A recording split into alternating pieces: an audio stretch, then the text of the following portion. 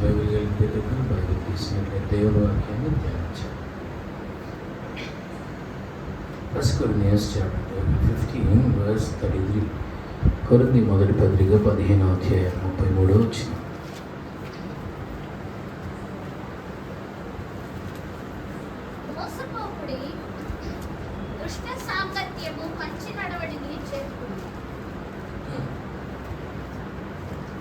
నీతి ప్రవర్తన గలవారై మేల్కొని పాపము చేయకుడి. దేవుని గూర్చిన జ్ఞానము కొందరికి లేదు, మీకు సిగ్గు కలుగుటకై ఇట్లు చెప్పుచున్నాను.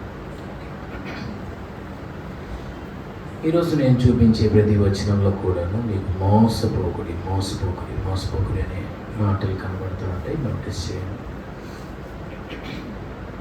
ఇక్కడ అపోస్తలుడైనటువంటి పౌలు ఏం చెప్తున్నారంటే, కొరింథీ మొదటి పత్రిక 15వ అధ్యాయం 33-34 వచనం. మోసపోకుడి, దుష్ట సాంగత్యం మంచి నడవడిని చెరుపును. నీతి ప్రవర్తన గలవారే మేల్కొని పాపం చేయకుడి. దేవుని గురించిన జ్ఞానం కొందరికి లేదు, మీకు సిగ్గు కలుగుటగా ఇట్లు చెప్పుచున్నాను. ఎందుకు మోసపోవద్దు అని అక్కడ రాశారు అంటే, ఎందుకు మోసపోవద్దని అక్కడ రాశారంటే, దాని పై వచ్చిన చదివితే మీకు అర్థమైంది. రేపు చనిపోదుము గనుక తిందము త్రాగుదము. లోకస్తులు ఏమని చెప్తున్నారంటే, రేపు చచ్చిపోతాం అంటే ఎప్పుడు పోతాము తెలియదు. తినాలి, తాగాలి, సుఖించాలి, సంతోషించాలి అని లోకస్తులు చెప్తున్నారు. దానికి పాల్ గారు ఎగ్రీ అవ్వట్లా. ఏమంటే మోసపోవద్దు, ఇలాంటి మాటలతో మోసపోవద్దు. దుష్ట సాంగత్యం మంచి నడవడిని చెరుపును. దేవుని గురించిన జ్ఞానం కొందరికి లేదు అంటే ఆ పై మాటలు మాట్లాడుతుంది ఎవరు? దేవుని గురించిన జ్ఞానము లేని వాళ్ళు మాట్లాడే మాట. సో దేవుని గురించిన జ్ఞానము కలిగినటువంటి మనం అలా మాట్లాడకూడదు, అలాంటి మాటలకు అగ్రీ అవ్వకూడదు. వాళ్ళు ఏం చెప్తారంటే, ఎప్పుడు పోతామో తెలియదు, అన్నీ చూడాలి, అన్నీ చెయ్యాలి, అన్నీ టేస్ట్ చేయాలి, అన్నిటినీ అనుభవించాలి, తినాలి, తాగాలి, సంతోషించాలి. డెత్ ఈజ్ అన్ఎక్స్పెక్టెడ్ కాబట్టి ఎంజాయ్ ఎవ్రీ మూమెంట్ అని లోకం చెప్తుంది. కానీ ప్రభు ఏం చెప్తున్నాడంటే, 34 నీతి ప్రవర్తన గలవారై మేల్కొని పాపము చేయమాకండి. ప్రభువేమో ఇలా చెప్తున్నాడు, లోకమేమో రేపు చనిపోదాం కనుక తిందము త్రాగుదమని లోకం చెప్తుంది. కాబట్టి ఆ లోక అజ్ఞానముతో వారు మాట్లాడుతున్న ఆ మాటలను బట్టి మీరు మోసపోవద్దు. మీరు ఎలా ఉండాలి అంటే, నీతి ప్రవర్తన కలిగి జీవించాలి. ఎలా? మేల్కొని అన్నాడు అంటే మెలకువ కలిగి మీరు జీవించాలి. సాతాను యొక్క ఉరిలోను ఉచ్చులోను వాని యొక్క కుయుక్తిలోను వాని తంత్రములో పడిపోకుండా మెలకువ కలిగి మీ ఆత్మీయ జీవితాన్ని మీరు కాపాడుకుంటూ నీతి ప్రవర్తన కలిగి పాపము చేయకుండా దేవుని కొరకు మనం పరిశుద్ధంగా జీవించాలి. మోసపోవద్దు. ఈరోజు చాలామంది స్పిరిచువల్ లైఫ్లో మోసపోతున్నారు. ఎవరు వాళ్ళని మోసం చేస్తున్నారంటే, సాతాను వారిని మోసం చేస్తున్నారు. ప్రకటన గ్రంథంలో ఒక మాట రాసింటే చూడండి. ప్రకటన గ్రంథం 12:9. Revelation chapter 12 verse 9.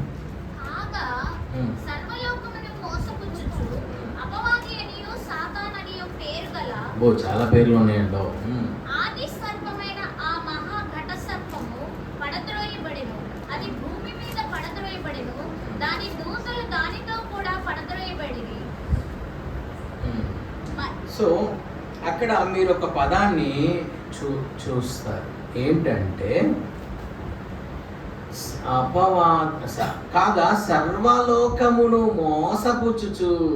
చూడండి, ఎవరంట ఆయన? సర్వలోకమును మోసపుచ్చుచున్నాడు. సాతాను యొక్క పని ఏంటంటే మోసం చేయడం. సో అందుకనే దేవుడు చెప్తున్నాడు, మోసపోవద్దు, సాతాను చేతిలో మోసపోవద్దు. యేసుప్రభు రెండవ రాకడను గురించి కూడా శిష్యులు నీ రాకడకు సూచనలు ఏంటి అని అడిగినప్పుడు యేసుప్రభు చాలా విషయాలు చెప్తా వచ్చాడు. యుద్ధాలు వస్తాయి, భూకంపాలు కలుగుతాయి, రకరకాల విషయాలు చెప్తూ వచ్చి ఒక మాట అంటాడు, ఎవడును మిమ్మును మోసపరచనీయకుడి, మోసపోమాకండి. నా పేరట అనేక మంది వచ్చి నేనే క్రీస్తునని చెప్తారు, మోసపోవద్దు. అబద్ధ బోధల చేత మోసపోవద్దు, అబద్ధ క్రీస్తు చేత మీరు మోసపోవద్దు. రకరకాల సూచక్రియలు, అద్భుతాలు, మహత్కార్యాలు చేస్తారు, అయినా మీరు మోసపోవద్దు అని జీసస్ క్రైస్ట్ చెప్తారు. సో సాతాను గడి పని ఏంటంటే మనల్ని మోసపుచ్చటం. ప్రకటన గ్రంథం 20వ అధ్యాయం 3వ వచనంలో కూడాను, ప్రకటన గ్రంథం 20వ అధ్యాయం 3వ వచనంలో కూడాను, ఆ 1000 సంవత్సరములు గడిచే వరకు ఇక జనములను మోసపరచుకున్నట్లు అగాధమును మూసి దానికి ముద్ర వేసెను. అటు పిమ్మట వాడు కొంచెం కాలము విడిచిపెట్టబడవలెను. రెవల్యూషన్ చాప్టర్ 20:3లో ఏమని రాసి ఉంటుందంటే, ఇక జనములను మోసపరచకున్నట్లు అగాధమును మూసి దానికి ముద్ర వేశాను. సాతాను గాడు జనములను మోసపరచకుండా ఒక టైం ఉంది, అదే 1000 ఏండ్లు. 20వ అధ్యాయము 1-2 వచనాలు చదివితే మీకు ఒక విషయం చెప్తా. మరియు పెద్ద సంఖ్యల చేత పట్టుకొని అగాధము యొక్క తాళపు చెవికల యొక్క దేవదూత పరలోకము నుండి దిగివచ్చుట చూచితిని. అతడు ఆది సర్పమును అనగా అపవాదియు సాతానుము అను ఆ ఘట సర్పమును పట్టుకొని 1000 సంవత్సరములలో వారిని బంధించి అగాధములో పడవేసి. Thank you. ఇక్కడ మీకు ఏమర్థం అవుతుంది? సాతాను గాన్ని బంధించి పట్టుకొని 1000 సంవత్సరాలు వాడిని బంధించి అగాధములో పడవేశారంట. ఎవరు పడేశారో చెప్పాలి. యేసు ప్రభువా? దేవుడా? ఎవరు? ఫస్ట్ వర్స్ 21st వర్స్, పెద్ద సంఖ్యలను చేత పట్టుకొని అగాధం యొక్క తాళపు చెవిగల ఒక దేవదూత పరలోకం నుండి దిగి వచ్చి చూసింది. ఇప్పుడు సాతాను గాన్ని బంధించింది ఎవరు? గాడ్ కాదు, ఒక ఏంజెల్. అండి ఇది చదువుతున్నప్పుడు నాకు అనిపించింది, సాతానును బంధించడానికి ఎవరు చాలు? ఒక దేవదూత చాలు. అది వాడి యొక్క పవర్. వాడికి మనం పవర్ ఇస్తున్నాం. వాడికి పవర్ లేదు, వాడికి మనమే పవర్ ఇస్తున్నాం. ఎలా ఇస్తున్నామంటే అపవాదికి చోటించి వాడికి మనం పవర్ ఇస్తాం. వాడికి డోర్ మనం తెరవనంతసేపు వాడు పవర్లెస్సే. ఎప్పుడైతే మన హృదయంలోకి వాడికి డోర్ ఓపెన్ చేసి వాడికి లోపలికి అవకాశం ఇస్తామో అప్పుడు వాడికి పవర్ వచ్చేసింది. నాకు ఇది చదువుతున్నప్పుడు అనిపించింది, ఆఫ్టర్ ఆల్ ఒక్క ఏంజెల్ వెళ్ళి ఆ సాతాను గారిని తీసుకెళ్ళి అగాధంలో ఎసిరేసి ఏం చేసే సంఖ్యలతో బంధించి లాక్ చేసి పడేసింది. అంటే సాతాను గారు ఎంత శక్తిహీనుడో చూడండి. ఒక్క ఏంజెల్ చాలు సాతాను గారిని బంధించడానికి. సో మన ప్రభు సాతాను కన్నా శక్తిమంతుడు. సాతాను చేతులు ఈరోజు బంధించబడినటువంటి మనల్ని విడిపించడానికి యేసయ్య శక్తి కలిగిన వాడు. సాతాను శక్తిమంతుడైతే మన ప్రభు సర్వశక్తిమంతుడు. ఒక్క ఏంజెల్ వచ్చి సాతాను గారిని బంధించేసేసి యేసు ప్రభు రావాల్సిన అవసరం, ఒక్క దేవదూత చాలు వాడిని బంధించడానికి. అది వాడి యొక్క శక్తి. కాబట్టి వాడిని తీసుకెళ్ళి ఎక్కడో కూర్చోబెట్టకుండా వాడొక పవర్లెస్ అన్న విషయాన్ని మనం గుర్తుపెట్టుకొని, సో వాడికి మనం పవర్ ఇవ్వకూడదు. మనం అపవాదికి చోటిచ్చినప్పుడు వాడికి ఇంకా మన మీద శక్తి కలుగుతుంది. మనం ఎప్పుడైతే దేవుని కొరకు పరిశుద్ధంగా జీవిస్తామో సాతాను మనల్ని ఏమీ చేయలేము. సరే, టాపిక్లోకి మనం వస్తే 1000 సంవత్సరాలు వాడిని బంధించేశారు. ఆ 1000 సంవత్సరాలు గడిచే వరకు జనములను మోసపరచుకున్నట్లు అగాధమును మూసి దానికి ముద్ర వేసిన. అటు పిమ్మట వాడు కొంచెం కాలం విడిచిపెట్టబడవలెను. అంటే ఇక్కడ ఎందుకు ఈ వచనం చదివిస్తున్నా అంటే 3వ వచనంలో ఇక జనములను మోసపరచుకున్నట్లు అనే పాయింట్ కోసం ఇక్కడ తీసుకొచ్చింది. సాతాను గారి పని ఏంటంటే జనములను మోసపరచడం. హవ్వను ఏం చేశాడు? హవ్వ మోసపోయిందా? ఆదాము మోసపోయాడు? హవ్వ మోసపోయింది. అందుకని తిమోతి పత్రికలో రాస్తాడు హవ్వ అండ్ ఆడమ్ గురించి.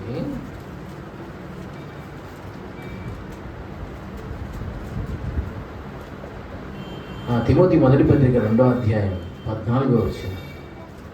తిమోతి మొదటి పత్రిక page number 191, new testament 191. Timothy మొదటి పత్రిక 2వ అధ్యాయము 14వ వచనం. మరియు ఆదాము మోసపరచబడలేదు గాని స్త్రీ మోసపరచబడి అపరాధములో పడెను. చూసారా, ఆదాము మోసపరచబడలేదు కానీ స్త్రీ మోసపరచబడి అపరాధములో పడేది. మోసపరచబడడం వల్ల నష్టం ఏంటి? ఎక్కడ పడతాం మనం? అపరాధములో పడిపోతాం. సాతాను గడు మనల్ని ఎందుకు మోసం చేస్తాడంటే మనల్ని అపరాధములో పడేయడానికి, పాపములో పడేయడానికి. ఎప్పుడైతే హవ్వ సాతాను చేత మోసపరచబడిందో, అపరాధంలో పడింది, దాని ద్వారా కలిగిన నష్టం ఏంటి? దాని ద్వారా కలిగినటువంటి నష్టం ఏంటి? 2 కొరింథియన్స్ 11 చాప్టర్లో ఉంటుంది. కొరింథీ 2వ పత్రిక 11వ అధ్యాయం 165.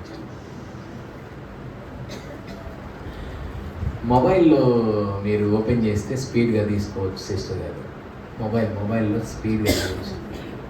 బైబిల్ రోజు చదివే వాళ్ళకి తొందరగా తీసే ఛాన్స్ ఉంటుంది. మొబైల్ లేదమ్మా మీ దగ్గర? ఓకే. పాపం నేను ట్యాప్కి రెఫరెన్స్లు చెప్తుంటే పాపం టార్చర్ తట్టుకోలేకపోతుంది అమ్మా. So 2 Corinthians 11 chapter verse 2 and 3. దేవాశక్తితో మీ ఎడల ఆసక్తి కలిగి ఉన్నాను. ఎందుకనగా పవిత్రురాలైన కన్యకనుగా ఒక్కడే పురుషునికి అనగా క్రీస్తుకు సమర్పింపవలెనని మిమ్మును ప్రధానము చేసితిని గాని సర్పము తన కుయుక్తి చేత హవ్వను మోసపర్చినట్లు మీ మనసులను చెరపబడి క్రీస్తు ఎడలనున్న సరళత నుండి పవిత్రత నుండి ఎట్లైనను తొలగిపోవునేమో అని భయపడుచున్నారు. చూసారా, 3వ వచనంలో ఉంటుంది, సర్పము తన కుయుక్తి చేత హవ్వను మోసపరిచినట్లు. ఎలా మోసం చేశాడు? కుయుక్తి పరుడు కదండి. అందుకనే శాటన్ ఏ జంతువుని వాడుకున్నాడు? స్నేక్ గురించి ఏమని రాసి ఉంటుంది? భూజంతువులన్నిటిలో అది యుక్తి గలదై ఉండేది కదండి. సో సాతాను కుయుక్తులను మనము కొంచెం అవగాహన కలిగి ఉండాలి. సాతాను యొక్క కుయుక్తి సులువుగా మనల్ని చిక్కుల్లోకి పెట్టేస్తాం. అసలు మనం ఆ చిక్కుల్లో పడిన సంగతి కూడా మనకి తెలియదు. ఎప్పుడుకో తెలుసుకుంటాం మనం గొంతులో పడ్డామని, ఎప్పుడుకో తెలుసుకుంటాం. అప్పటిదాకా మనకు అర్థం కాదు. సో సాతాను కుయుక్తుల గురించిన అవగాహన మనకు ఉండాలి. వాటి కుయుక్తులు విషయంలో మనం మెలకువగలిగి ఉండాలి. వాడు వేసే బురులు, ఉచ్చులు, ఆ విషయంలో మనం మెలకువగలిగి లేకపోతే ఎంతోమంది సాతాను కుయుక్తిలో పడిపోయిన వాళ్ళు చాలామంది ఉన్నారు. సో సాతాను తన కుయుక్తి చేత, సర్పం అని రాసేదండి, సర్పము తన కుయుక్తి చేత హవ్వను మోసపరిచినట్లు మీ మనస్సులను చెరుపబడి క్రీస్తు ఎడలనున్న సరళత నుండి పవిత్రత నుండి ఎట్లయినా తొలగిపోనేమో అని భయపడుచున్నాడు. అక్కడ ఈమె మోసపోవడం వలన అపరాధంలో పడిందని తిమోతిలో చదివాం. ఇక్కడ కొరింథీలో ఏం చెప్తున్నాడంటే ఆమె మోసపోవడం వలన ఏం జరిగిందంటే క్రీస్తు ఎడలనున్న సరళత నుండి పవిత్రత నుండి తొలగిపోయింది. సరళత అంటే సిన్సియారిటీ, పవిత్రత అంటే హోలీనెస్. సో నిన్ను ఎలా అయినా పవిత్రతలో నుండి నిన్ను తొలగించాలి, దేవుని నుంచి నిన్ను దూరం చేయాలి. ఆ సిన్సియారిటీ నుండి, ఆ హోలీనెస్ నుండి నిన్ను ఎలా అయినా తప్పించాలి. ఆ యథార్థమైన జీవితం నుండి, ఆ పరిశుద్ధమైన జీవితం నుండి నేను ఎలా అయినా తప్పించడానికి సాతానుడు నిన్ను మోసం చేయాలని ప్రయత్నం చేస్తూ ఉంటాడు రకరకాల కుయుక్తుల చేత. ఆ విషయంలో మనం మెలకువగలిగి ఉండాలి. అందుకే అన్నాడు, నిబ్బరమైన బుద్ధి గలవారై మెలకుగా ఉండండి, మీ విరోధి అయిన అపవాది ఎవరిని మృంగుదుమా అని వెతుకుచూ తిరుగుతూ ఉన్నాడు. ఎలా అంట? గర్జించు సింహము అని. యాజ్ లైక్ రోరింగ్ లైన్ అంట. Hungry and roaring line. ఆకలితో ఒక వేటాడడానికి సింహం ఎలా ఉంటుంది? ఆకలిగా ఉన్న సింహం దొరికితే ఇంకంతే సంగతి కదండి. ఇక ఫుడ్ దొరికిందంటే దాన్ని చీల్చేస్తుంది. సో సైతాన్ గడు అంత రౌద్రంతో, అంత కోపంతో, అంత ఆకలితో ఉన్నాడు మన ఆత్మను పట్టుకోవడానికి. మనం చాలా అలర్ట్గా ఉండాలి, చాలా మెలకువగలిగి మనం ఆత్మీయ జీవితంలో ఉంటే కానీ, జాగ్రత్తగా ఉంటే కానీ మన స్పిరిచువల్ లైఫ్ని, మన ఫెయిత్ లైఫ్ని, మన హోలీ లైఫ్ని, మన ప్రేయర్ లైఫ్ని మనం కాపాడుకోలేం. మరొక వచనాన్ని కూడా చదువుకుందాం. ఈ వచనంలో కూడా మీకు మోసపోకుడి అనే పదం కనపడుతుంది. గలతీ పత్రిక 6వ అధ్యాయం గలతీ పత్రిక 6వ అధ్యాయం verse 7. గలతీ 6:7. మోసపోకుడి, దేవుడు వెక్కిరింపబడడు. మనుష్యుడు ఏమి విత్తునో ఆ పంటనే కోయును. 8. ఎలాగనగా తన శరీరేచ్ఛలను బట్టి విత్తువాడు తన శరీరము నుండి క్షయమను పంటను కోయును. ఆత్మను బట్టి విత్తువాడు ఆత్మ నుండి నిత్య జీవమను పంటను కోయును. 9. మనము మేలు చేయుట యందు విసుకక యుందము. మనము అలయక మేలు చేసితిమేని తగిన కాలమందు పంట కోతుము. ఇక్కడ కూడా పాల్ గారు గలతీ సంఘానికి పత్రిక రాస్తూ అంటున్నాడు, మోసపోవద్దు, మోసపోవద్దు. దేవుడు వెక్కిరింపబడడు. మనుష్యుడు ఏమి విత్తునో ఆ పంటనే కోస్తాడు. మోసపోవద్దు. 8వ వచనం, ఎలాగనగా తన శరీరేచ్ఛలను బట్టి విత్తువాడు తన శరీరము నుండి క్షయమను పంట కోయును. ఆత్మను బట్టి విత్తువాడు ఆత్మ నుండి నిత్య జీవం అనే పంటను కోయును. మనుష్యుడు ఏమి విత్తుతాడో ఆ పంటనే కోస్తాడు. ఆ విషయం మర్చిపోదు.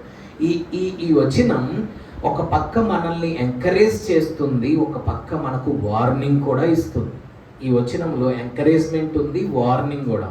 ఎంకరేజ్మెంట్ ఏంటంటే ఆత్మను బట్టి విత్తువాడు ఆత్మ నుండి నిత్య జీవం అనే పంటను కోయబోతున్నాడు. ఇది ఎంకరేజ్మెంట్.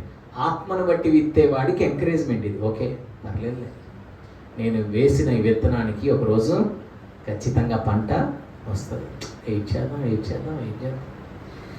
కానీ ఇక్కడ ఒక వార్నింగ్ కూడా ఉంది. శరీరేచ్ఛలను బట్టి ఒకవేళ నువ్వు విత్తనం వేస్తున్నట్లయితే ఖచ్చితంగా శరీరము నుండి క్షయమైన పంటను తప్పకుండా కొయ్యాలి. ఆ ఫలాన్ని ఖచ్చితంగా నీ ఒళ్ళో దేవుడు ఒకరోజు వేస్తాడు, జాగ్రత్త అని ఒక హెచ్చరిక కూడా ఇక్కడ ఉంది. మనుష్యుడు ఏమి విత్తునో ఆ పంటనే కోస్తాడు. మామిడికాయ విత్తనం వేస్తే ఏ చెట్టు వస్తుందండి చెప్పండి అమ్మా. చూడండి, అసలు ఎంత టాలెంట్ గల్లో ఉన్నారు సిపిఎఫ్లో. మీకు తెలియట్లే అసలు మీ టాలెంట్. యాపకాయ విత్తనం వేస్తే ఏ చెట్టు వస్తుందమ్మా? అసలు చూడండి, అసలు ఎంత నాలెడ్జ్ పీపుల్ ఉన్నారు. ఏ విత్తనం వేస్తే అదే పంటను మనం ఖచ్చితంగా కోయాలి.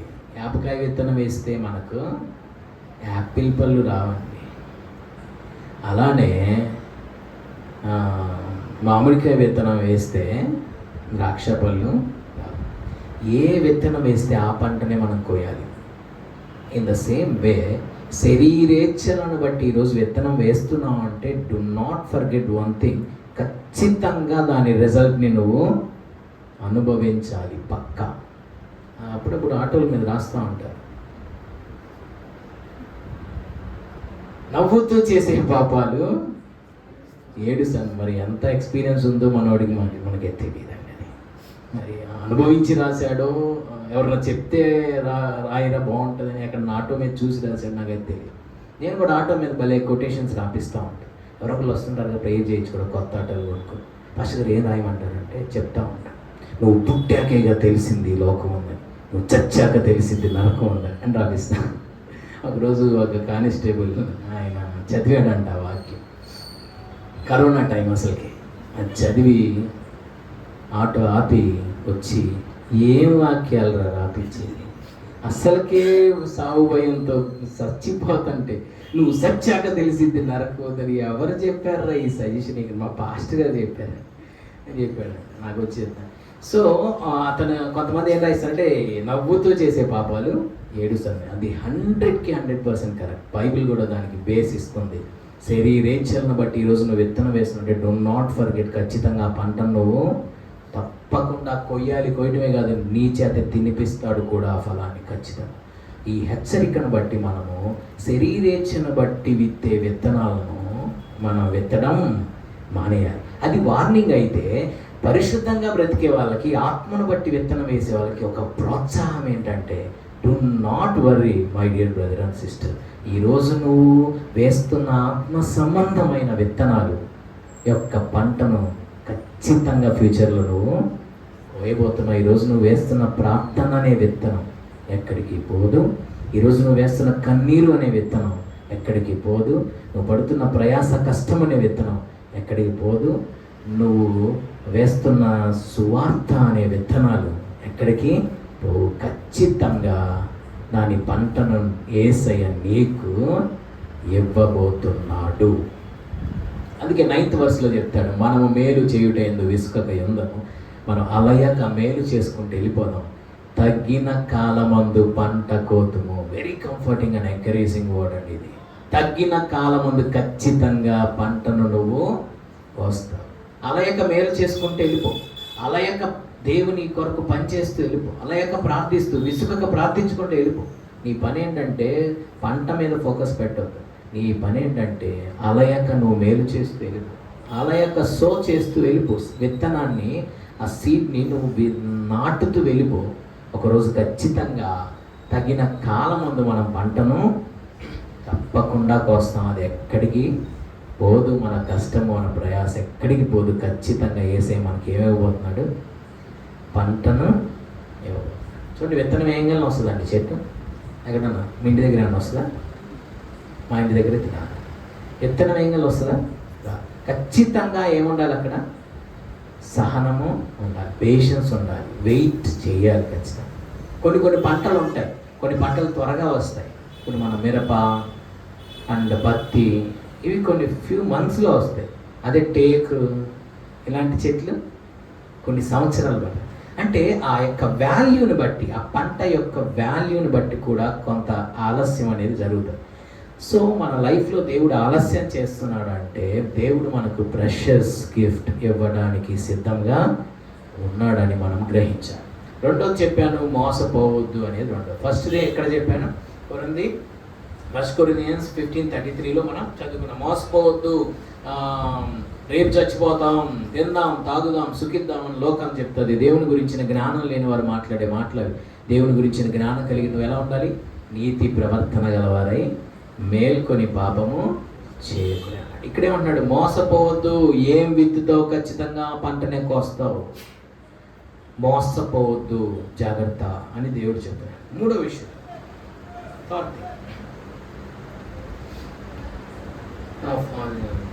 యోహాను రాసిన మొదటి పత్రిక 3వ అధ్యాయం 7వ వచనం చదివామా? ఎవరిని మేము చదవలేదు? యోహాను రాసిన మొదటి పత్రిక 3వ అధ్యాయం 7వ వచనం. చిన్నపిల్లలారా, ఎవరిని మిమ్మును మోసపరచనీయకుడి. ఆయన నీతిమంతుడై ఉన్నట్టు నీతిని జరిగించు ప్రతివాడును నీతిమంతుడు. చూసారా? ఎవరిని మిమ్మును మోసపరచనీయకుడి అన్నాడు. Let anyone not deceive you. Do not deceived by anyone. ఎవరిని మిమ్మును మోసపరచనివ్వద్దు. చిన్న పిల్లలారా, ఎవరిని మిమ్మల్ని మోసపరచనివ్వద్దు. ఎందుకు ఆ మాట చెప్పాడంటే, ఆ మాట అర్థం అవ్వాలంటే మీకు అధ్యాయం అంతా చదవాలి. అసలు ఎందుకు చెప్పాడు ఆ మాట? మీకు అర్థమయ్యేటట్టుగా సింపుల్గా చెప్పాలంటే మొత్తం చదవకుండా మీకు కష్టం లేకుండా అక్కడ ఏమంటాడంటే, ఫస్ట్ నుంచి ఆ అధ్యాయంలో మనము దేవుని పిల్లలమై మనం ఉన్నాం. దేవుడు త్వరలో మనకు ప్రత్యక్షం అవబోతున్నాడు. ఆయన ప్రత్యక్షమైనప్పుడు ఆయన పోలికలోకి మనం మారిపోతాం. అది మన నిరీక్షణ, మన హోప్. ఈ నిరీక్షణ పెట్టుకున్న వాడు ఏం చేయాలంటే ఆయన పవిత్రుడై ఉన్నట్టుగా మనల్ని మనం పవిత్రులుగా మార్చుకోవాలి. ఆయన పోలి మనం జీవించాలి. పాపం చేసేవాడు ఆజ్ఞను అతిక్రమిస్తున్నాడు, ఆజ్ఞ అతిక్రమే పాపము అని దాని గురించి చెప్తా. దేవుడిలో ఉన్నవాడు పాపం చేయడు, ఆయన యందు నిలిచి ఉన్నవాడు పాపం చేయడు, పాపం చేసేవాడు ఆయన్ని చూడలేదు, ఎరగను లేదు అని చెప్పి అప్పుడు చెప్తాడు 7వ వచనంలో, చిన్నపిల్లలారా ఎవరిని మిమ్మును మోసపరచనీయొద్దు. ఆయన నీతిమంతుడే అన్నట్టు నీతిని జరిగించి ప్రతివాడు నీతిమంతుడు. 8 అపవాది మొదటి నుండి పాపం చేయించున్నాడు గనుక పాపం చేయవాడు అపవాది సంబంధి. ఇక్కడ ఈ కాన్సెప్ట్ అంతా ఇప్పుడు ఎంతసేపు చదివిన దానికి మీకు ఏమర్థమైంది? ఎవరిని మిమ్మల్ని మోసపరచనివ్వద్దు అంటే పాపం గురించి చెప్తున్నాడు. మిమ్మల్ని మోసపరచనివ్వకండి. అపవాది మొదటి నుండి పాపం చేస్తున్నాడు. పాపం చేసేవాడు అపవాది సంబంధి, పరిశుద్ధంగా ఉండేవాడు దేవుని సంబంధి. మోసపోమాకండి. దేవునిలో ఉన్నవాడు, ఆయన యందు నిలిచి ఉన్నవాడు పాపం చేయడు. కొంచెం మనం ధ్యానం చేస్తే అది ఎందుకు చెప్పాడా ఆ మాట మీకు అర్థమైంది. ఎందుకు చెప్తున్నాడు ఆ మాట అంటే 5th verse, పాపములను తీసివేయుటకై ఆయన ప్రత్యక్షమైన మీకు తెలియను. ఆయన ఎందు పాపం లేదు. ఆ పాపం అనేది అపవాదికి సంబంధించింది. ఆయన ఎందు పాపం లేదు. ఆయనలో ఉండేవాడు కూడా పాపాన్ని చేయడు. మోసపోమాకండి. అంటే దీన్ని బట్టి మనకి ఏమర్థం అవుతుందంటే, దేవునిలో నిలిచి ఉన్న మనము పాపములకు చోటు ఇవ్వకూడదు. జాగ్రత్త, మోసపోవద్దు. సాతాను గడు మిమ్మల్ని మోసం చేస్తాడు. ఏం కాదులే, అంత పెద్ద పరిశుద్ధులు ఎవరున్నారు? ఎంతమంది భక్తులు పరిశుద్ధ గ్రంథంలో ఎంతమంది గొప్ప గొప్ప భక్తులే పడిపోయారు. మనం పెద్ద నిలబడడం పెద్ద గ్రేటా మనమేమో వాళ్ళకన్నా. సాతాను గాడి చేత కానీ మనుషుల చేత కానీ మిమ్మల్ని మోసపరచబడకండి. ఆయన యందు నిలిచి ఉన్నవాడు పాపాన్ని చెయ్యడు. పాపం చేసేవాడు సైతాన్ గాడి సంబంధి. దేవుని మూలంగా పుట్టినోడు పాపం చెయ్యడు, చెయ్యజాలడు. దీన్ని బట్టి మనం దేవుని పిల్లలు ఎవరో, సాతాను అపవాది పిల్లలు ఎవరో మనకు స్పష్టంగా తెలుస్తుంది. అంటే ఇక్కడ ఆయన మోసపోవద్దని చెప్పడానికి గల ఉద్దేశం ఏంటంటే, అపవాది సంబంధులు పాపాన్ని చేస్తారు, దేవుని సంబంధులు పాపమును చేయరు. వారు నీతిగా పరిశుద్ధంగా జీవిస్తారు. ఒకవేళ మీరు సాతాను చేత మోసపోతున్నారేమో, ఎవరన్నా మిమ్మల్ని మోసం చేస్తున్నారేమో, మీరు దేవుని కొరకు ఆయన సంబంధులుగా పరిశుద్ధంగా మీరు జీవించాలి. పాపానికి మీ జీవితంలో చోటు ఇవ్వద్దు. మరొక వచనాన్ని కూడా చదువుకో.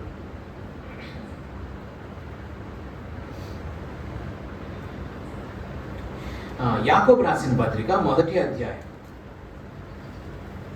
యాకోబు రాసిన పత్రిక 1వ అధ్యాయం verse 16. యాకోబు 1:16. సరే, ఇక్కడ కూడా మోసపోవద్దు అనే మాటను మనం చూస్తున్నాం. యాకోబు రాసిన పత్రిక 1వ అధ్యాయం 16వ వచనం. నా ప్రియ సహోదరులారా మోసపోవద్దు. అదొక్క లైన్ చదివితే మీకు అర్థం కాదు. అసలు అది ఎందుకు చెప్పారో అర్థం అవ్వాలంటే పైన 12 నుంచి చదువుకుంటూ రావాలి. ఆయన ఏం చెప్తాడంటే 13-14 చదవండి. దేవుడి కీడి విషయమై శోధింపబడనేరడు. ఆయన ఎవరిని శోధింపడు గనుక ఎవడైనను శోధింపబడినప్పుడు నేను దేవుని చేత శోధింపబడుచున్నానని అనకూడదు. ప్రతివాడును తన స్వకీయమైన దురాశ చేత ఈడవబడి మరులు కొల్పబడిన వాడై శోధింపబడును. దురాశ గర్భము ధరించి పాపమును కనగా పాపము పరిపక్వమై మరణమును కనును. ఓకే, సో అక్కడ ఏమని చెప్తున్నాడంటే, దేవుడు ఎవరిని శోధించడు. ఏమని వస్తుందండి? అంతేనా ఉంది? ఎక్కడ ఉంది అది? ఎన్నో వచ్చిన దేవుడు 13లో ఆయన ఎవరిని శోధింపడు. కాబట్టి ఎవరైనా శోధింపబడినప్పుడు నేను దేవుడి చేత శోధింపబడుతున్నానని అనకూడదు. శోధించేది ఎవరు? సాతాను. సాతాను శోధిస్తాడు, దేవుడు పరిశోధిస్తాడు. దేవుడు పరిశోధిస్తాడు, సాతాను శోధిస్తాడు. సో మనము శోధింపబడుతున్నప్పుడు మనము దేవుని చేత శోధింపబడుతున్నామని పొర్రపాటును కూడా అనుకోండి. దేవుడు ఏంటోనండి ఇలాంటి శోధనలు పెడుతున్నారు మాకు, దేవుడు ఏంటోనండి ఇట్లాంటి శోధనలు పెడుతున్నారు మాకు అని చాలామంది అంటుంటారు తెలియక పాపం. నేను దేవుని చేత శోధింపబడుతున్నాను మనం అనకూడదు. ప్రతివాడు తన స్వకీయమైన దురాశ చేత ఏడవబడి మరులు కొల్పబడిన వాడే శోధింపబడును అని చెప్తూ క్రింది వచ్చినప్పుడు మోసపోవద్దు అంటాడు. అక్కడ కూడా మోసపోవద్దు. సాతానుగాడు మిమ్మల్ని మోసం చేస్తున్నాడు, జాగ్రత్త, మోసపోవద్దు. మీ జీవితంలో కలుగుతున్నటువంటి ప్రతి శోధన అది దేవుడు నీ జీవితంలోకి ఎలా చేసింది కాదు, అది సాతానుడు నిన్ను శోధిస్తున్నాడు. కాబట్టి ఆ శోధనకు మీరు చోటివ్వద్దు. ఆ శోధనలో మీరు పడిపోమాకండి. ఆ శోధనను మీరు సహించాలి. ఆ శోధనలో మీరు నిలవాలి. 12th verseలో అంటాడు, శోధన సహించువాడు ధన్యుడు, అతడు శోధనకు నిలిచిన వాడై. శోధనను సహించాలి, శోధనను జయించాలి, శోధనలో నిలవాలి, శోధనలో గెలవాలి. ఎప్పుడైతే ఆ శోధనను మనం జయిస్తామో ప్రభువు తన్ను ప్రేమించు వారికి వాగ్దానం చేసిన జీవ కిరీటమును పొందుతాడు. అదే కదా యోబు అంటారు, శోధింపబడిన మీదట నన్ను సువర్ణంగా మారుస్తాను. సో కాబట్టి ఏంటి ప్రభువా నాకు ఈ శోధనలు అని మనం అనకూడదు. ఆ శోధనను మనం సహించాలి, ఆ శోధనను మనము జయించాలి. That is our task. అది మన టాస్క్, దేవుడు మనకి ఇచ్చిన టాస్క్. ఆ శోధనను జయించాలి, ఆ శోధనలో నిలవాలి, ఆ శోధనని గెలవాలి. ప్రభు తనను ప్రేమించు వారికి వాగ్దానం చేసిన జీవ కిరీటాన్ని మనం పొందుకోవాలి. అందుకనే చూడండి, జీసస్ క్రైస్ట్ లైఫ్లో కూడా శోధన వచ్చింది, కానీ యేసు ప్రభు ప్రతి శోధనను జయించాడా, లోబడిపోయాడా? జయించాడు. ఏసే బిడ్డలుగా మనం కూడా ప్రతి శోధన చూసి భయపడద్దు, శోధన చూసి కృంగిపోవద్దు. దేవుని శక్తిని పొందుకొని ప్రతి శోధనను మీరు జయిస్తే ఏం జరుగుతుంది తెలుసా? నెక్స్ట్ ఏం జరుగుతుంది తెలుసా? చూడండి,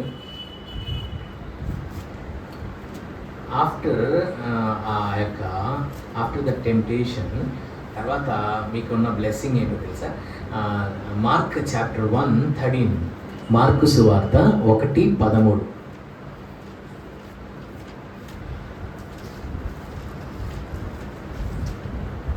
ఆయన సాతాను చేత శోధింపబడుచు అరణ్యములో 40 దినములు అడవి మృగములతో కూడా నుండెను, మరియు దేవదూతలు ఆయనకు పరిచర్య చేయుచుండిరి. చూసారా? దేవదూతల పరిచర్య, angelic ministries awaiting.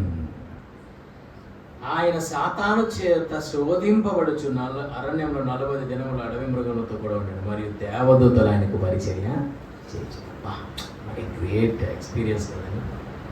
Do not worry. నీ జీవితంలో వస్తున్న శోధనల గురించి, శ్రమల గురించి దయచేసి కృంగిపోవద్దు.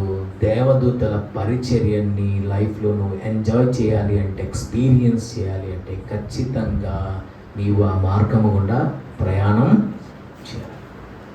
ఇంకా మీకు ఆశ్చర్యమైన విషయం చెప్పాలంటే 12th verseలో అంటారు, వెంటనే పరిశుద్ధాత్మ ఆయన అరణ్యంలోనికి త్రోసుకొని పోయాను. పరిశుద్ధాత్మ దేవుడు అంట జీసస్ క్రైస్ట్ని త్రోసుకొని వెళ్ళారంట. ఏమన్నా అరణ్యంలో ఏమైనా ఫీస్ట్ ఉందా? అరణ్యంలో ఉన్న ఫీస్ట్ ఏమన్నా ఉందా? ఎందుకు త్రోసుకొని వెళ్ళారు? ఏముంది ఆ వైల్డర్నెస్లో, ఆ అరణ్యంలో ఏముంది? ఎక్కడున్నాడో తెలుసా అండి? అరణ్యంలో అడవి మృగములతో ఉన్నాడంట. ఎంత డేంజరస్ అండి! అడవి మృగములతో నివాసము అంత ఈజియెస్ట్ థింగ్. అడవి మృగములు, క్రూర మృగములు, చాలా డేంజరస్ జర్నీ అన్నమాట. ఇటు పక్క సిచ్యువేషన్ అలానే డేంజరస్గా ఉంది, ఇటు పక్క గాడ్స్ గ్రేస్ ఏమో గ్లోరియస్గా ఉంది. మరి అది కావాలి అంటే ఇది కావాలి మరి కదా, మరి అది కావాలి అంటే ఇది కావాలి, అది కావాలి. ఆ గ్లోరియస్ మినిస్ట్రీని మనం ఎంజాయ్ చేయాలి, ఎక్స్పీరియన్స్ చేయాలంటే ఖచ్చితంగా మనం అడవి మృగములతో నివసించవలసింది. అడవి మృగములతో నివసించమని వెళ్ళి అడవి మృగముల దగ్గర కూర్చొని మాకంటే మళ్ళీ ఎందుకు లేనిపోయిన సమస్యలు అంటే ఫిజికల్గా మీరు దీన్ని ఆలోచించవద్దు.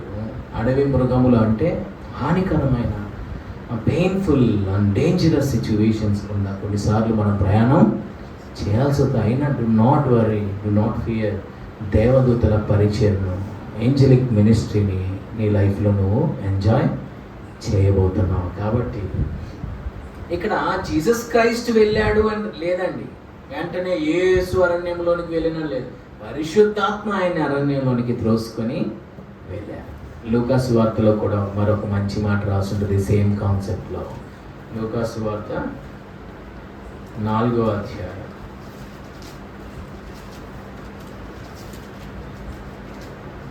1-2 వచనాలు. యేసు పరిశుద్ధాత్మ పూర్ణుడై యోర్దాను నది నుండి తిరిగి వచ్చి 40 దినములు ఆత్మ చేత అరణ్యంలో నడిపింపబడి అపవాది చేత శోధింపబడుచుండెను. ఆ దినములలో ఆయన సో అక్కడ రాసి ఉంటుంది 40 దినములు ఆత్మ చేత అరణ్యంలో నడిపింపబడి అపవాది చేత శోధింపబడుచుండెను. ఆత్మ చేత అరణ్యములో నడిపింపబడ్డాడు 40 days అన్నాడు. అపవాది చేత శోధింపబడతా ఉన్నాడు. అక్కడ ఏదో రెండు మూడు సార్లు అపవాది వచ్చి జీసస్ని ఏదో క్వశ్చన్ చేసినట్టుగా 2-3 సార్లు ఊరికి అట్లా రాయబడింది, కానీ ఏదో వచ్చి ఒక 2 minutesలో శోధన ముగించి వెళ్ళిపోయిన ప్రోగ్రాం కాదు అది. అక్కడ ఏం రాస్తుంది? 40 దినములు ఆత్మచేత అరణ్యం నడిపింపబడి అపవాది చేత శోధింపబడెను అని లేదు, శోధింపబడుచుండెను అని. 40 దినములు ఆయన శోధింపబడుతూనే ఉన్నాడు. అయితే నాకు ఇది ఈ సందర్భం, ఈ అధ్యాయం చదువుతున్నప్పుడు నాకు ఆదరణ కలిగించే ఒక మాట 13th verse. అపవాది ప్రతి శోధనను ముగించి కొంతకాలం ఆయన్ని విడిచిపోయాడు. నాకు బాగా కంఫర్ట్ ఇచ్చే వచనం ఏంటంటే, అపవాది ప్రతి శోధనను ముగించాడు, ఫినిష్ చేసి వెళ్ళిపోయాడు, విడిచి. యేసుప్రభు లొంగిపోలేదు, యేసుప్రభు నిలబడ్డాడు, యేసుప్రభు జయించాడు, అపవాది శోధనను ముగించి వెళ్ళిపోయాడు. అంటే శోధనకు ఆరంభం ఎలా ఉందో దానికి ముగింపు కూడా ఇక్కడ మనం చూస్తున్నాం. నీ జీవితంలో ఆనాడు జీసస్ క్రైస్ట్ లైఫ్లో శోధనకు ఆరంభం ఎలా ఉందో, శోధనకు ముగింపు కూడా ఎలా ఉందో మన జీవితంలో కూడా ప్రతి ఆరంభమైన ప్రతి శోధనకు తప్పక ముగింపు ఉంది అనే మాట మనకి ఎంతో ఆదరణను కలిగిస్తుంది. ఖచ్చితంగా శోధనను అపవాది ఎలా ముగించి వెళ్ళిపోయాడో, ఖచ్చితంగా నువ్వు ప్రభు కొరకు నువ్వు స్టాండ్ అయితే ఖచ్చితంగా ఒకరోజు ఆ శోధనను ముగించి అపవాది నిన్ను వదిలిపెట్టేసి ఓడిపోయి ఓటమితో నీ యొద్ద నుంచి వెళ్ళిపోబోతున్నాడు. So after that temptation, Jesus overcome చేసిన తర్వాత టెంప్టేషన్ని, తర్వాత ఎంత గ్లోరియస్ మినిస్ట్రీ జరిగిందో చూడండి 13th verse. ప్రతి శోధనను అపవాది ముగించి కొంతకాలం ఆయన విడిచిపోయాను. దెన్ 14, అప్పుడు యేసు ఆత్మ బలముతో గలిలేకి తిరిగి వెళ్ళిన ఆయన గురించిన సమాచారం ఆ ప్రదేశం అంతటా వ్యాపించింది. చూడండి, ఆ శ్రమ తరువాత, శోధన తరువాత ఆయన గురించిన సమాచారం ఆ దేశమంతా వ్యాపించిందంట. ఇదే కాన్సెప్ట్ని మనం మత్తయి సువార్తలో కూడా చూస్తే, అక్కడ జీసస్ క్రైస్ట్ ఆ శ్రమను ముగించుకొని వచ్చిన తర్వాత యేసు ప్రభు గురించినటువంటి ఆ యొక్క పరిచర్య ఎంతగానో అక్కడ గొప్ప సేవ చేసినట్టుగా నెక్స్ట్ వర్సెస్ చెప్తే, మత్తయి సువార్త 4వ అధ్యాయం సేమ్ కాన్సెప్ట్, verse 11. అంతట అపవాది ఆయన విడిచిపెట్టేసి వెళ్ళిపోయాడంట. ఇదిగో దేవదూతలు వచ్చి ఆయనకు పరిచర్య చేసేది. తర్వాత ఇంకా ఆయన జెబూలూన్, నఫ్తాలి, యోర్దాన్ ప్రాంతాల్లో వెళ్ళి ఆయన మినిస్ట్రీ చేసినట్లుగా, అనేక మంది జీవితాల్లో అద్భుతాలు చేసినట్టుగా మనం చూస్తాం. అనేక మందిని స్వస్థపరిచినట్టుగా ఆయన గురించిన సమాచారం దేశమంతా వ్యాపించింది. ఇవన్నీ కార్యాలన్నీ మనం చూస్తాం. సో ఇదంతా నేను చెప్పడానికి గల ఉద్దేశం ఏంటి అంటే, ఆ శోధన తరువాత మన కొరకు ఒక గొప్ప ఆశీర్వాదం ఉంది, దేవదూతల పరిచర్య ఉంది. ఇవన్నీ మనం పొందుకోవాలి అంటే ఖచ్చితంగా ఆ శోధనను మనము మన జీవితంలో ఎదిరించాలి, జయించాలి. ఇప్పటి వరకు మోసపోవద్దని చెప్పాను కదా. ఇప్పుడు నేను ఒక 3 వచనాలు చెప్తాను. ఆ 3 వచనాలు దేనికి సంబంధించినవి అంటే, డిసీవింగ్ అవర్ సెల్ఫ్, మనల్ని మనం మోసం చేసుకోవడం. ఇప్పుడు దాకా సాధారణ మనల్ని మోసం చేయడం గురించి మనం మాట్లాడాము. ఇప్పుడు నేను చెప్పబోయే వచనాలు మనల్ని మనమే మోసం చేసుకోవడం. ఇది ఇంకా దౌర్భాగ్యం. ఎవడి చేతన్నా మోసపోవడం అది ఒక కాన్సెప్ట్ అయితే, మన జీవితాన్ని మనమే మోసం చేసుకోవడం అనేది ఇది ఇంకా దౌర్భాగ్యం. చూద్దాం కొన్ని వచనాలు. యోహాను రాసిన మొదటి పత్రిక 1:8 మనం చూస్తే, మనము పాపము లేని వారమని చెప్పుకొనిన ఎడల మనలను మనమే మోసపుచ్చుకొందుము. ఇప్పుడు నేను చెప్పే వచనాలన్నీ కూడాను డిసీవింగ్ అవర్ సెల్ఫ్, మనల్ని మనమే మోసపరచుకోవడానికి గురించిన వాక్యాలు మనం ఇప్పుడు ధ్యానం చేయబోతున్నాం. మనము పాపము లేని వారమని చెప్పుకొనిన ఎడల మనలను మనమే మోసపుచ్చుకొందుము. సరే, మనల్ని మనమే మోసపుచ్చుకుంటున్నాం. ఎప్పుడు?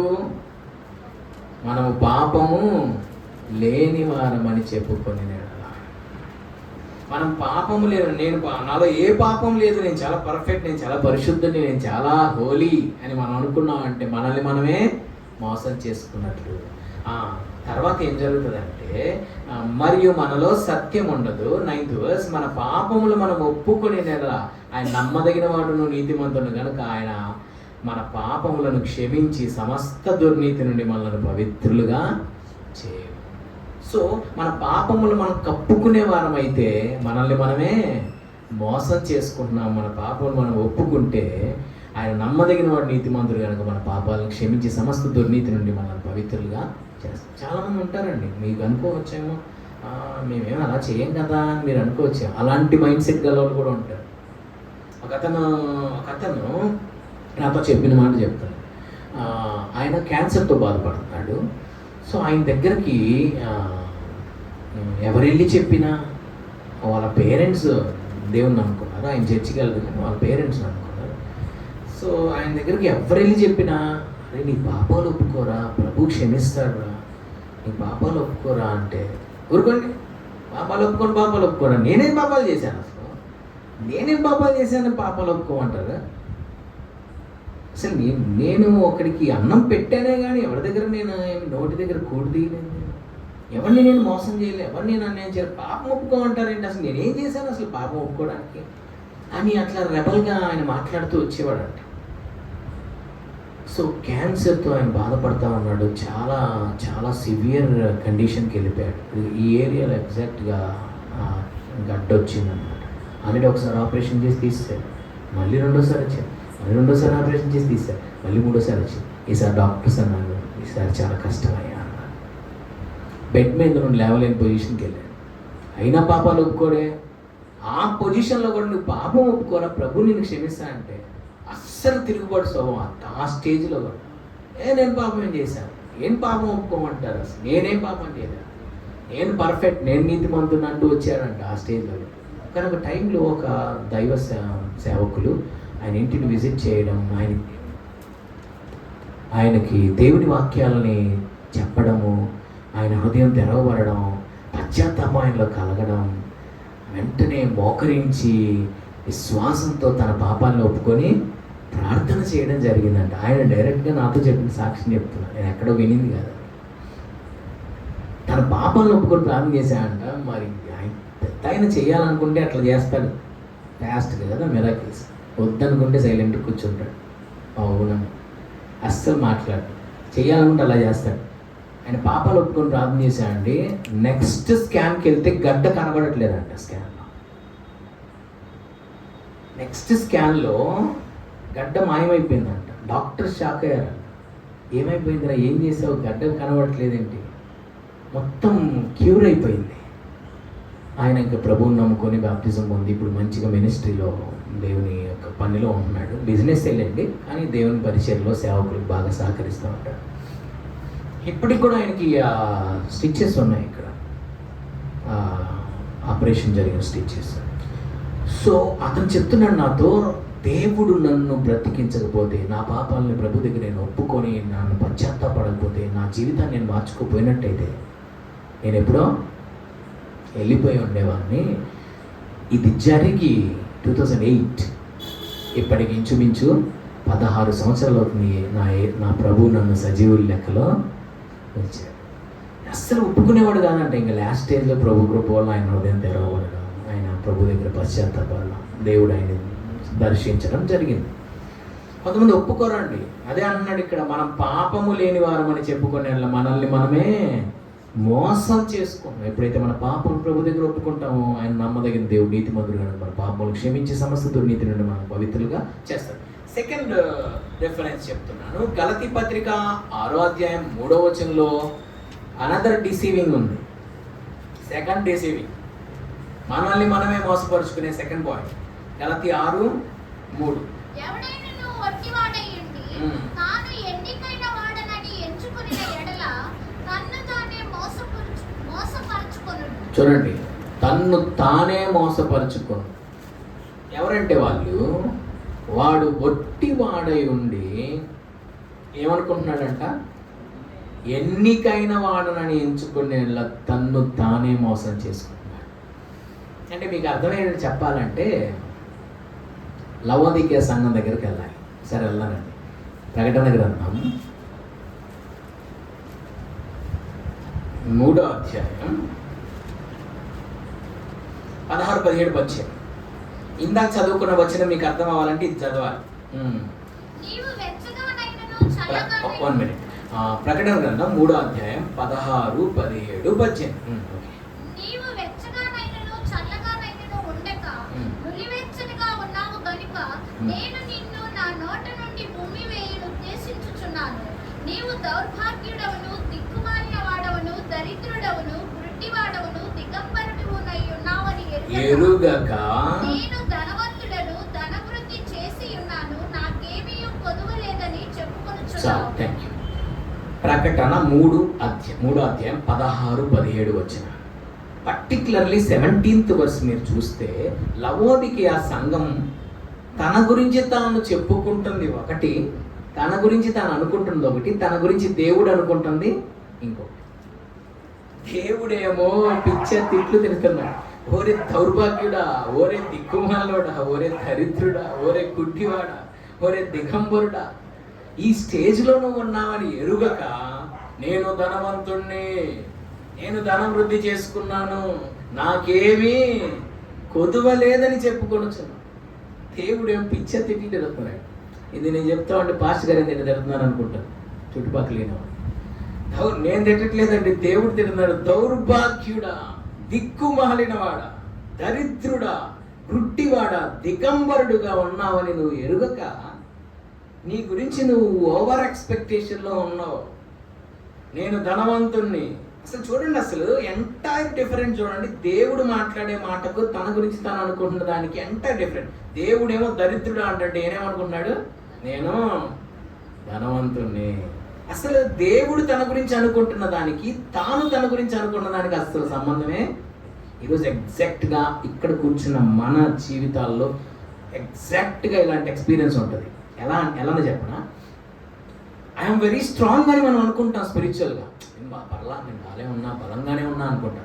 కానీ సిచ్యువేషన్ వచ్చినప్పుడు పడిపోతాం. దాన్ని బట్టి మనకి ఏమర్థమవుతుంది, మనం స్ట్రాంగ్ అని మనం అనుకుంటున్నాం, కానీ మనం స్ట్రాంగ్గా లేము అని సిచ్యువేషన్ తెలుస్తుంది. ఆ వచ్చిన శోధన బట్టి మనకు అర్థమవుతుంది. మనం అనుకుంటా ఐఎమ్ పర్ఫెక్ట్ అని, కానీ మనలో చాలా లోపాలు ఉన్నాయి. చాలా బంధకాల చేత సాతాను మనల్ని బంధించేశాడు. ఆ బంధకాలు మనల్ని ముందుకు వెళ్ళనివ్వట్లేదనే ఆ గ్రహింపు మనకు ఉండదు. మనం ఏమనుకుంటా, పర్లేదు చూసుకున్నా, పర్లేదు బాగానే ఉన్నా, పర్ఫెక్టే మనం అని అనుకుంటాం. కానీ మనకు తెలీదు మనం పర్ఫెక్ట్గా లేమని, మనలో చాలా లోపాలు ఉన్నాయి. మనం అనుకుంటాం నేను చాలా స్ట్రాంగ్గా ఉన్నాను స్పిరిచువల్ లైఫ్లో అని. కానీ ఒక శోధన వచ్చినప్పుడు, ఒక శ్రమ వచ్చినప్పుడు ఊరికనే కదులుతాం చూసారు, ఊరికనే కృంగిపోతాం చూసారు, ఊరికనే పడిపోతాం చూసారు. అప్పుడు అర్థమైంది మనం స్ట్రాంగ్ అని మనం అనుకుంటున్నాం, కానీ మన స్పిరిట్లో ఎంతో వీక్గా ఉన్నాము అన్న విషయం ఆ రోజు మనకు అర్థమైంది. సో అందుకని నేను ఏమంటున్నానంటే, ఇక్కడ గలతీలో ఏమన్నాడు, ఒట్టివాడై ఉండి ఎన్నికైన వాడనని ఎంచుకుంటే వాడు తాను మోసం చేసుకుంటున్నాడు. ఈరోజు చాలాసార్లు మనల్ని మనమే మోసం చేసుకున్నాం, భ్రమలో ఉంటున్నాం. నేను స్ట్రాంగ్గా ఉన్నాను, నేను పర్ఫెక్ట్గా ఉన్నానని మనం అనుకుంటున్నాం. కానీ ఆ శ్రమ వచ్చినప్పుడు, ఆ శోధన వచ్చినప్పుడు నువ్వు స్పందించే తీరును బట్టి నువ్వు స్ట్రాంగ్గా, నువ్వు వీక్గా అనేది నీకు అర్థమవుతుంది. ఎటువంటి శోధన వచ్చినా నువ్వు తట్టుకొని స్ట్రాంగ్గా ప్రభు కొరకు ఫెయిత్ని కోల్పోకుండా నువ్వు నిలబడ్డావు అంటే ఎస్, నువ్వు అనుకున్నట్టు you are very strong, keep it up. కానీ శోధనలో నువ్వు నిలబడలేకపోతున్నావు అంటే you are very weak in the spirit. ఆ ఆత్మ విషయంలో నువ్వు చాలా బలహీనంగా ఉన్నావు అనేది నువ్వు గుర్తుపట్టు ఆత్మను బలోపేతం చేయడానికి ప్రయత్నం చేయమని మనవి చేస్తున్నాను. సో లవోదికీయ సంఘం అనుకుంటుంది I'm very strong, I'm very perfect. కానీ దేవుడు అంటున్నాడు, దిక్కుమాలిన వాడు, దరిద్రుడవు, దిగంబరుడు అయి ఉన్నావని ఎరుగక అటు వెచ్చగలేవు, ఇటు చదవలేవు. కానీ దాని గురించి అది అనుకుంటున్నటువంటి ఎక్స్పెక్టేషన్ చూస్తేనేమో అస్సలు నాకేంటి కొద్దువా అంటుంది.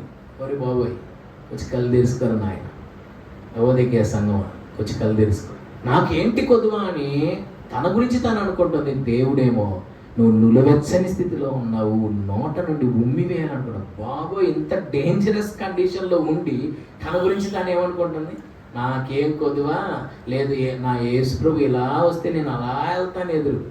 ఏడండి వెళ్ళేది, యేసుప్రభు ఇలా వస్తే ఇలా ఆపోజిట్ వెళ్తుందంట. నులువెచ్చని స్థితిలో ఉన్నారని గుర్తించకుండా నాకు కొదువే లేదని ఒక భ్రమలో ఉన్నారు. అదే అంటున్నాడు, మిమ్మల్ని మీరు మోసం చేసుకోవద్దు. నెంబర్ 2, థర్డ్ వన్, యాకోబు రాసిన పత్రిక 1:26 మరొక డిసీవింగ్ ఉంది. Deceiving our self. యాకోబు 1:26. ఎవడైనను నోటికి కళ్ళెము పెట్టుకొనక తన హృదయమును మోసపరచుకొనుచు భక్తి గలవాడనని అనుకొనిన ఎడల వాని భక్తి వ్యర్థమే.